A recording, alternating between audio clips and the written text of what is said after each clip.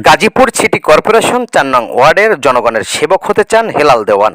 গাজীপুর থেকে নুরে আলম জিকুর তথ্যচিত্রে বিস্তারিত।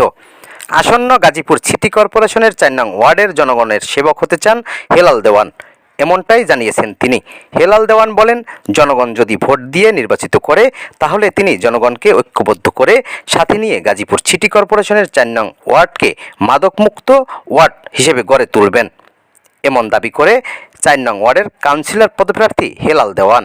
৪ নং ওয়ার্ডবাসী যারা আছে, আমি মনে করি আমি একজন সাধারণ ব্যক্তি হিসেবে তারা যদি আমাকে একটু সুযোগ করে দেয় তাদের পাশে দাঁড়ানোর, আমি তাদের সেবক হতে চাই। তাদেরকে নিয়ে আমি চাই, আমাদের ওয়ার্ড নিয়ে, আমার দেশ নিয়ে চিন্তা না, আমি চিন্তা করি আমার ওয়ার্ড নিয়ে।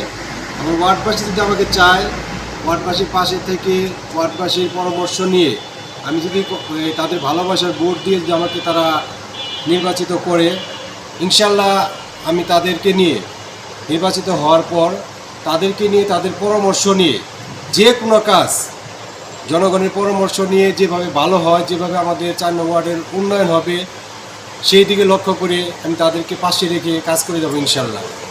যদি এটা তো মাদকের পক্ষে তো আসলে কেউ না, আমরা চাই যে মাদক নিষ্কাশন হোক, মাদক আমাদের থেকে দূরে থাকুক, এটা চাই।